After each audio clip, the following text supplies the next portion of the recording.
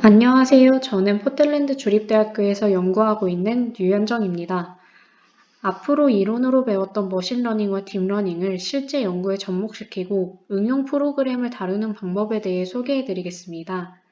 오늘 소개해드릴 내용은 매트랩 프로그램을 이용한 고강도감 겹치기 레이저 용접부의 모델링 회귀 분석입니다. 먼저 회귀 모델을 통해 얻을 수 있는 결과에 대해 소개해드리겠습니다. 회귀 모델은 어떠한 소재에 대해 용접을 했을 때 원하는 강도를 가질 수 있는지를 판단하기 위해 사용됩니다. 아래 표는 실험을 통해 측정된 용접부의 강도와 회귀 모델을 통해 예측된 강도를 케이스별로 나타낸 것입니다. 이 값들을 통해 오른쪽 위에 보이는 오차율과 결정계수를 계산할 수 있으며 아래 그래프와 같이 측정 강도와 예측 강도의 잔차를 통해 모델의 정확도를 확인할 수 있습니다. 강도 예측을 하기 위해서는 먼저 모델을 구축할 수 있는 데이터가 있어야 합니다. 이번 강의에서는 인장 강도 590에서 1500MPa급 자동차용 강판을 사용했습니다. 오른쪽 상단의 모식도와 같이 상판과 하판을 겹친 채로 레이저 겹치기 용접을 했으며 실험을 통해 얻은 용접부의 특성 평가는 비드폭의 길이 측정과 인장 전단 강도 평가를 진행했습니다. 용접의 품질 판단은 인장 전단 강도 평가를 통해 얻은 파단 위치로 결정했습니다. 총 3가지 출력 데이터 중 회귀 모델인 용접부 비드폭의 길이와 인장 전단 시험을 통해 얻은 강도에 대해 모델링해 보겠습니다. 머신러닝 모델 구축에 사용된 인풋 파라미터는 총 16가지로 1번부터 7번까지는 상판의 화학 조성, 8번부터 14번은 하판의 화학 조성, 15번 용접 속도, 16번 초점 위치로 입력 데이터를 사용했습니다. 아래의 표를 보시면 화학 조성이 총 7개의 원소로 이루어진 것을 확인할 수 있습니다. 만약 10개의 원소로 이루어진 다른 강종을 사용한다면 인풋 파라미터 개수를 상판과 하판 각각 10개로 만들어주면 됩니다. 아웃풋 파라미터는 계면에서의 비드폭과 인장 전단 시험을 통해 얻은 파단 강도입니다. 앞에서 어떤 데이터를 인풋으로 사용하고 아웃풋으로 사용할 것인지를 정했다면 그 데이터를 엑셀 파일로 정리해 줍니다. 이렇게 정리된 데이터를 가지고 실제 매트랩을 통해 회귀 분석을 진행해 보겠습니다. 매트랩을 실행시키면 다음과 같은 화면이 뜹니다. 홈에서 데이터 파일 가져오기를 클릭해서 예측할 데이터가 정리되어 있는 엑셀 파일을 불러와 줍니다.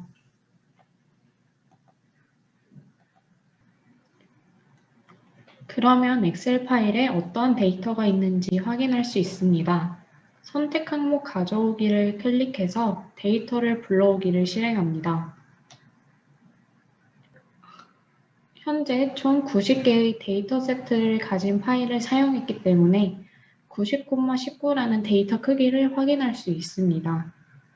아래 작업 공간에 방금 불러온 파일이 생성되었습니다. 상품 메뉴 탭에서 앱을 클릭한 후 회귀학습기를 실행시켜 줍니다.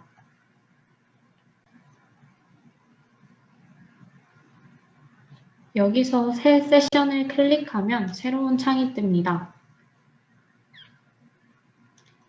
이 창은 어떤 데이터를 통해 학습할 것인지를 지정해 주는 것으로 먼저 데이터 세트 변수는 현재 작업 공간에 있는 올 데이터 파일이 들어가 있으며 응답 변수는 비드폭 길이를 설정해 주겠습니다. 예측 변수는 인풋 데이터이기 때문에 다른 아웃풋 데이터인 파단 강도와 위치를 선택 해제해 줍니다.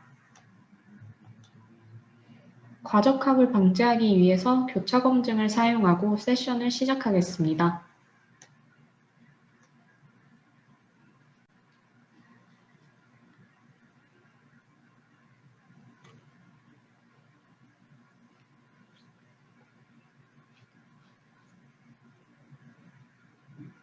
회귀 모델은 크게 선형 회귀 모델, 의사결정 트리, 서포트 벡터 머신, 가우스 프로세스 회귀, 트리 앙상블 이렇게 총 19개의 모델이 있으며 원하는 모델만 선택해서 학습할 수 있고 모두 학습시킬 수 있습니다.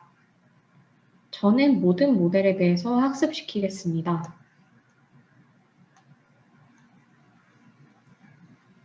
학습이 다 되었다면 모델별로 RMSE 값을 확인할 수 있습니다.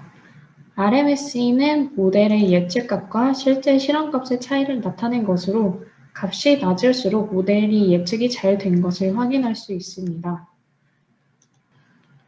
오른쪽 응답 플롯을 통해서 레코드 번호에 따른 응답 변수를 확인할 수 있습니다. 실제 값과 예측값 그리고 오차를 클릭하게 되면 각 데이터별로 오차가 얼마나 발생했는지를 시각적으로 확인할 수 있습니다.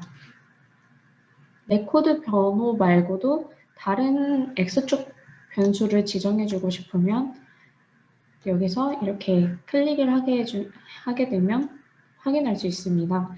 지금은 상판에 대한 상판 화학 조성에서 탄소에 따른 모델의 실제값과 예측값을 나타낸 것이고요. 이렇게 변경해가면서 데이터에서 어떤 부분에서 오차가 발생했는지를 확인할 수 있습니다. 그 외에 예측된 실제 플롯을 통해 Y는 X그래프에서 예측값이 실험값과 잘 일치하는 정도를 쉽게 확인할 수 있습니다.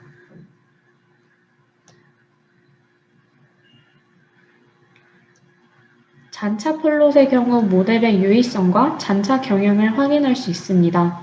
그래프는 직접 오리진과 같은 응용 프로그램을 통해 그릴 수 있고 또는 오른쪽 상단에 보시는 저장 버튼을 통해서 그림 파일로 저장할 수 있습니다.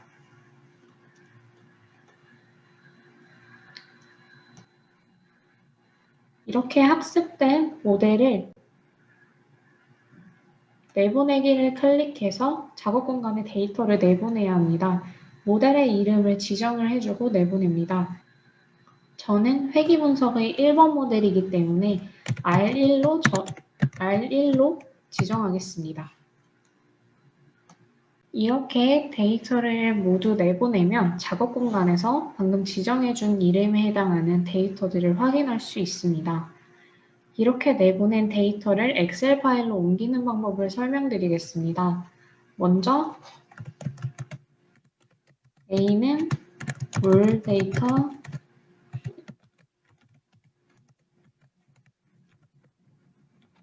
이러한 명령어를 작성합니다. 이 명령어는 현재 실험 예측에 사용된 인풋 데이터가 무엇인지를 지정해주는 명령어입니다. 엔터를 누르게 되면 작업 공간에 A가 생성되고 아래로 A의 데이터를 보여줍니다. 그 다음 ypit은 제로스 90,19를 명령창에 작성합니다. 이 명령어는 90개의 행과 19개의 열이 모두 0으로 이루어진 공간을 만들어주는 것입니다. 19개의 회귀 모델 데이터를 담을 수 있는 공간을 만들어주기 위한 것으로 만약 4개의 회귀 모델을 사용했다면 여기에 19 대신 4를 작성해 주시면 됩니다. 엔터를 치게 되면 마찬가지로 왼쪽 작업 공간에 ypit이 생기며 명령창에 그 ypit이 어떠한 데이터로 이루어졌는지를 확인할 수 있습니다. 이를 통해 모두 0으로 이루어진 90,19의 작업 공간이 만들어졌습니다. 첫 번째 열에 1번 회귀 모델 데이터를 넣기 위해서는 ypit 1에서 90까지의 행과 첫 번째 열에 대해서 R1 predict fcn a를 작성해 줍니다. 그러면 yp 첫 번째 열에 데이터가 들어간 것을 확인할 수 있습니다.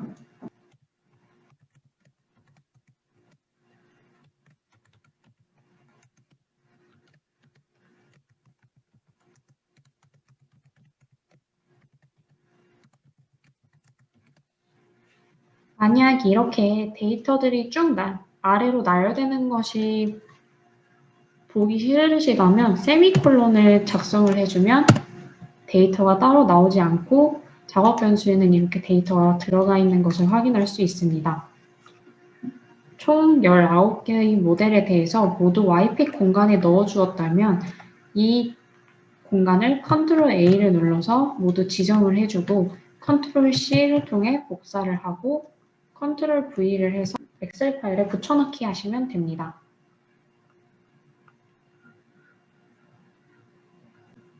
추출한 데이터를 통해 모델의 정확성을 판단해 보겠습니다.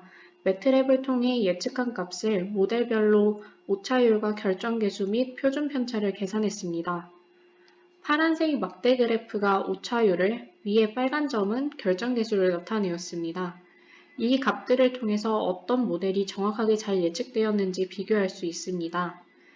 아래 표준 편차 그래프를 통해서 모델을 이루는 값들의 편차를 확인할 수 있으며 오른쪽 그래프와 같이 오차에 대한 값을 박스 플롯을 이용해서 나타낼 수도 있습니다. 앞에서 우수한 결정계수를 갖는 모델 총 4개에 한해서 잔차 분석을 진행했습니다. 선형 회귀 모델과 회귀 트리 모델은 높은 결정계수를 가짐에도 불구하고 잔차가 무작위로 분포하지 않고 측정된 비드폭이 1.6mm 이상인 부분에서 우상향의 경향성을 확인할 수 있습니다. SVM 회귀 모델과 GPR 모델은 잔차가 무작위로 분포되어 있으며 잔차의 경향성과 크기가 감소하였습니다. 가장 우수한 성능으로 예측된 GPR 모델에서 큰 잔차를 갖는 데이터 원인을 분석하기 위해 오른쪽 그래프와 같이 초점 위치와 용접 속도를 고정시키고 소자의 조합에 따른 비드폭을 나타내었습니다. 이렇게 잔차가 튀는 부분을 통해 해당 조건의 모델을 예측하고 사용된 데이터를 확인해서 왜 오차가 발생했는지 판단하고 분석해 주어야 합니다. 오늘 매트랩을 이용한 회귀 분석 방법 설명은 여기까지 하겠습니다. 다음 시간에는 매트랩을 이용한 분류 모델 분석 방법을 설명드리겠습니다. 감사합니다.